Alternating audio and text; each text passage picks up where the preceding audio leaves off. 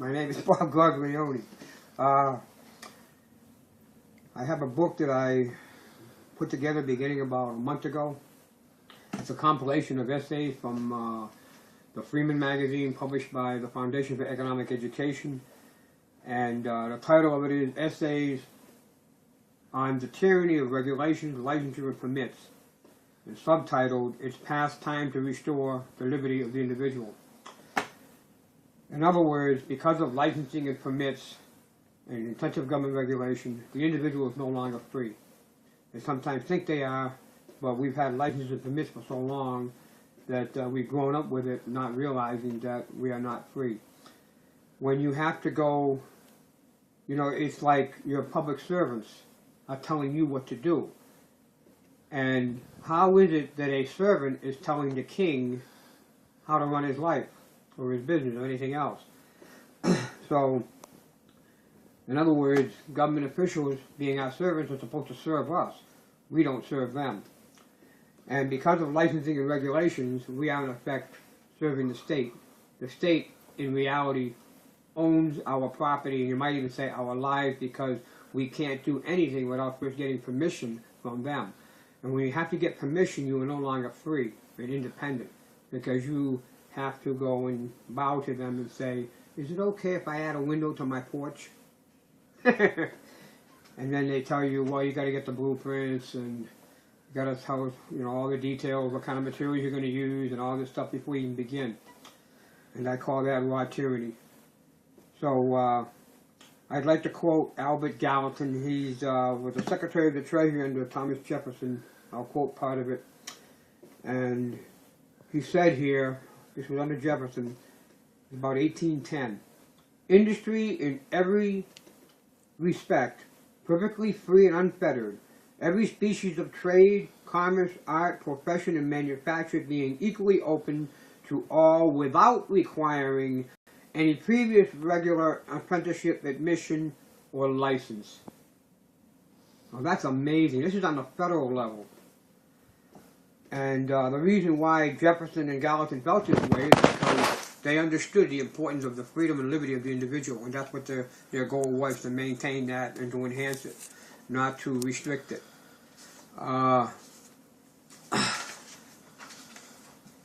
Then we have, let's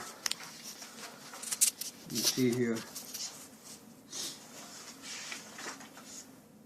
the prologue of the book is an article written by Michael A. LaFara, and it's entitled, It's Time to End Occupational Licensure. And it's a very, very powerful article, and which I'm using as a prologue. It's only about 2 pages long, very meaty and right to the point. And he says here in the beginning that, you see, for dentists, plumbers, hairdressers, secretaries, librarians, wallpaper hangers, and florists, etc., etc., etc., the number of how to put it, licenses and permits, that, you know, the various numbers of professions that required a license rose from 80 in 1980 all the way up to 1,100 by 2008. In other words, there was a time when only certain limited professions were required to have a license, but now it seems like every profession is required to have a license. And of course, this is the way the state can control the individual and at the same time get revenue. So its revenue and its power has nothing to do with protecting the consumer. That's just a facade. And because people have a tendency to be concerned about people being hurt and so forth, or people committing fraud, they fall for it. And when in reality, in the marketplace, with competition, it would be very difficult for people to want to defraud somebody or shortchange someone, because if they do, then they will start losing their customers, because they can go to somebody else and have the service done at a lower price and better quality. But when you have licensing and permits required by the state, they will limit the amount, the number of people that can have the licenses, and make it very difficult for anybody to come in and compete with them. And so what they're doing, in effect, to one degree or another, is granting monopoly. A good example supposing here we are in a depression, and I lose my job, and I don't want to go to welfare and food stamps, so I have some basic knowledge of plumbing, and that's a profession that has a lot of stiff requirements of licensing and training. So I go to my neighbors, and they know me, and I say to them, look, I know basic plumbing. I can take care of your toilet or your sink or, you know, some basic things, and I would charge you half of what the unions charge the plumbers. Oh, wonderful. Oh, good. Okay, I would like you to do this, this, this, and come over and do it at a certain time. And then you get a knock on the door. Do you have a license to do this? And since you don't, you're not allowed to do it. That's a violation of contract. I am not allowed, or the customer, the potential customer, my neighbors, are not allowed to have the right to contract with who they want to contract with to do their plumbing. So she's lost her freedom and right of contract, and I've lost mine. And so because I'm not allowed to find a way to provide for my family in a depression, I'm unemployed, I'm forced to go to the food stamps and the welfare department. And you see here, so I guess a lot of companies and professions are actually the ones that lobby with the state legislature or the city council to get, to require licenses for the profession. And the reason why they do that is so that they can corner the market and limit competition. And so they have friends on the city council or friends in the state legislature, and they get these laws passed and, you know, helping one another out.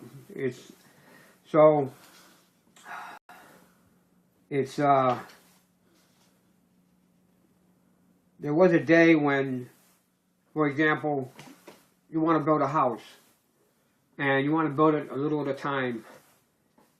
And so you figure you're living in maybe a tent or a little camper while you're building your house.